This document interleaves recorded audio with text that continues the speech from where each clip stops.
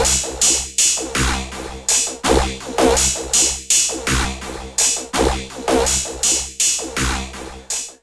everyone, and welcome to another episode of I Was There Last Night, because I was there last night, and I can prove it, because I have pictures on my phone. So last night at the Pepsi Center, I got to kick off my concert season for 2016 by seeing Iron Maiden live for the second time in probably about 4 years. They haven't come back to the States since I think it was 2012 is the last time Iron Maiden made their way through here.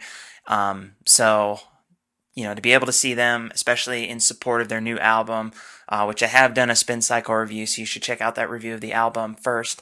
But I was there last night, and before I get into just how awesome it was, I'm going to start out by talking about the first band that went up there. It was a band I've never heard of before called the Raven Age. I guess they're a band, they've been around for a little bit in England, but they haven't really expanded too far, I don't think. I think they've released one EP back in 2014. So they really haven't had a huge career. They're, let's call them a young band. But to their credit, they put on quite a show for somebody that nobody knew who they were. No one was sure kind of what their sound was going to be, how they were going to fit in with Maiden. Were they going to even hold their own in a night where Maiden is the headliner? I mean, it's just kind of a warm-up to get you ready for Maiden. But to their credit, they did a pretty good job.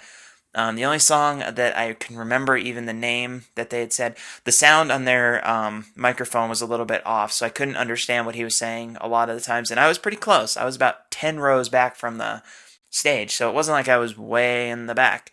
So I couldn't really understand what he was saying very well. But one song I do remember, I think it was the last one they played, was called Angels in Distress, was awesome. I mean, that was a mosh pitable song right there. So definitely heavy. They have kind of a heavy melodic sound to them, similar to, I'd say, a good comparison would be Bullet for My Valentine. I was kind of thinking that while listening to them. Really did kind of remind me of the style that Bullet for My Valentine has had, at least like, some of their earlier stuff, like, Fever is an album that I could, right off the top of my head think about. But no, they played 6 or 7 songs. They had a lot of energy for a band who wasn't really well known. They certainly played to the crowd like we knew who they were, and I'm hoping that last night was an indication of what we will see from them moving forward. Because I'd certainly like to hear something from them. I enjoyed what I heard. Kind of a melodic, kind of metallic rock kind of music. Clean vocals. But definitely some heavy guitars, good rhythms, good melodies, and a lot of good time changes too. I'm using good way too many times in this statement, but they have a lot of time changes, so breakdowns, things like that. So we weren't sure when songs were supposed to end, but they kept them going, and it turned out pretty well. So the Raven Age, definitely somebody I'm going to check out, and hopefully they blossom into something big, because I definitely enjoyed their set. Because when you're going on before Maiden, you got kind of an unenviable task. I mean, the last time I saw Maiden, Coheed and Cambria was opening for them, so at least there was some band with a little bit more recognition. But still, you're going on before Maiden. People aren't necessarily going to see you, so putting it out there, putting the energy out there, I thought they did a great job. So the Raven Age, good job, guys. Definitely enjoyed your music. Then came Maiden. This tour is a world tour, so they're just making their next stop here to Denver. It's in support of their most recent album, Book of Souls, which, again, I did a review for it, and I absolutely love this album. And, since I've done that review, when this album came out back in September, I have still it's one of those albums I can't stop listening to. Particularly, there's a few songs, and they played a couple of them, like Empire of the Clouds, The Red and the Black, The Great Unknown, to name a few. The Book of Souls, the title song, are just a few songs that, from that album that they blow me away. As Maiden songs, as just songs, as metal ballads, as these just powerful songs. And luckily they played a couple of them. Since the tour is in support of Book of Souls, they definitely wanted to play heavily to that. But knowing that, for a band that has 16 albums that span 40 years, you're going to want to play some of the older stuff too, just to keep keep the older generation of fans, shaking their fists and, raising, up in the irons. So kind of going through the set list, they opened up with two songs from Book of Souls. They started out with "If Eternity Should Fail" and "Speed of Light." So those two, I kind of expected them to play, if at the least Eternity, "If Eternity Should Fail." I figured they would open with that, and they did. Definitely a powerful opener, getting the band going, getting the crowd going, and it's one of those songs that has that signature Maiden like. It starts with one rhythm and then can go into some pretty heavy, quick solos. It's a really dynamic song, so of course, starting with that, you give people the energy right away. And then, of course, "Speed of Light" is another song that is just, it's fast, it's energetic, it's fun. And when you're watching these guys, it's hard to imagine that Steve Harris is 60 years old and he's up there playing with like the, energy of like, somebody in his 40s. But I mean, for a band that's been around for 40 years, they certainly know how to still bring that energy. And they did it with their first two songs. Um, then they went into a couple of older songs. They played "Children of the Damned" from "Number of the Beast," which surprised me. I'm surprised they picked that one. It's probably my least favorite song on the album, but saying that, I mean, on that album, the least favorite song is still better than a ton of songs out there. So, um, good, good to hear that one. They played "Power Slave," and Bruce Dickinson was wearing like a Mexican wrestler mask when they played "Power Slave," which was entertaining just to see. Um, what else did they play? They played Of course, they played the Trooper. You can't have a Maiden show without the Trooper. Um, it just doesn't happen. In terms of like the back catalog, they only played a few songs from the other albums.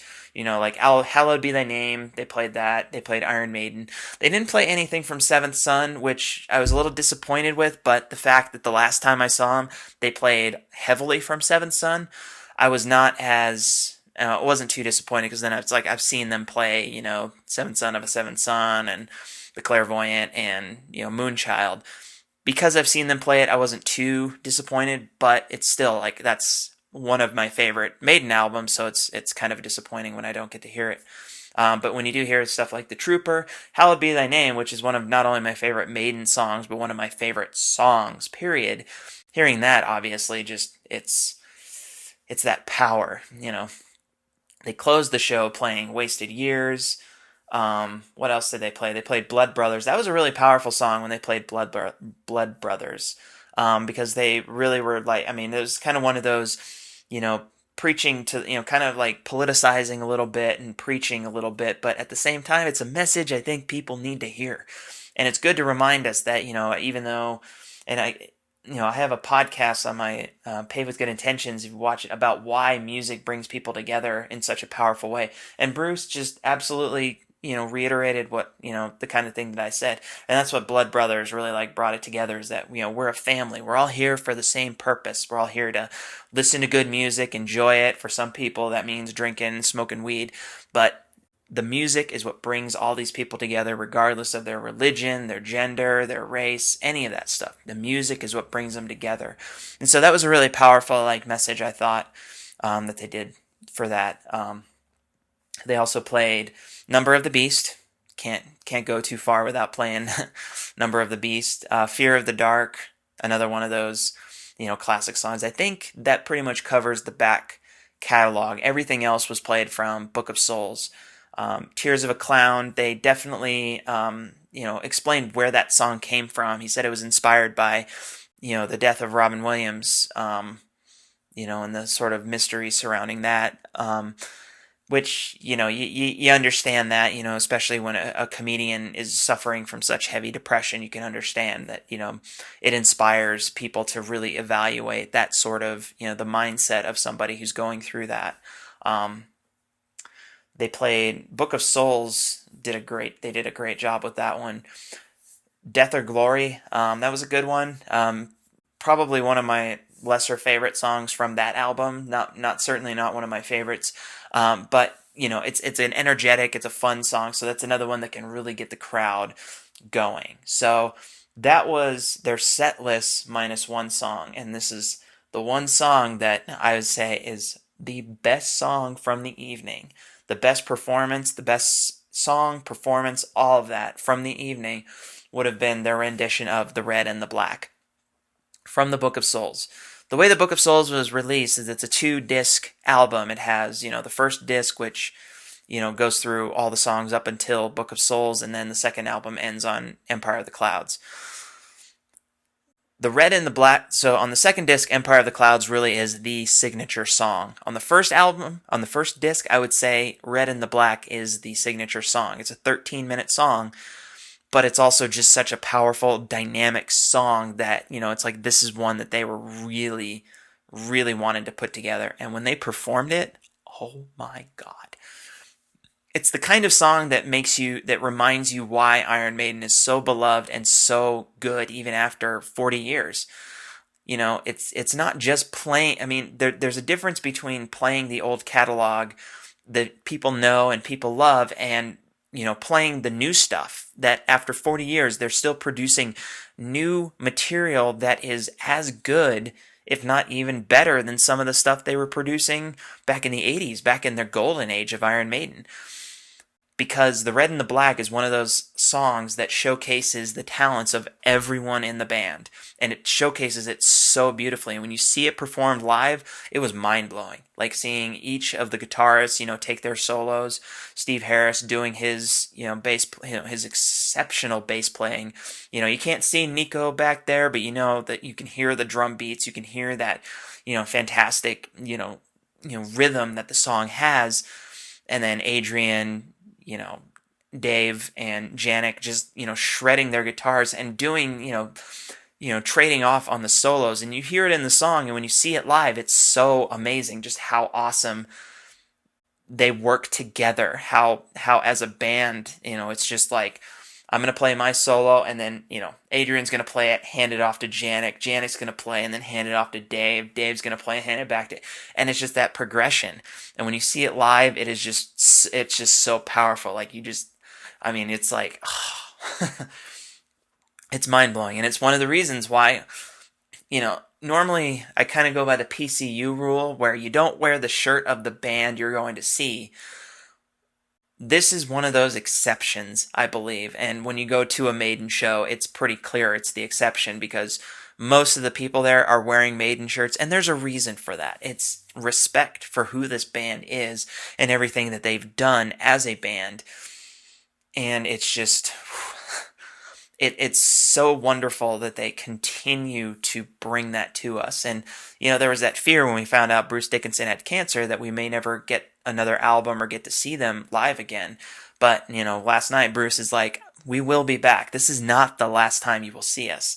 And even if it is the last time we see him, I'm fine with that just because it was such a great show. But I'm hoping it's not, because obviously I love Maiden enough to, the next time they're in town, I'm going to pay the money again to get, and I'm going to get there, stand in line for 3 hours just to stand in place for 2 hours waiting for the first band to go on. I don't care. I will do that because I know that Maiden is going to, they're going to produce fantastic music. They're going to be performing at their highest level.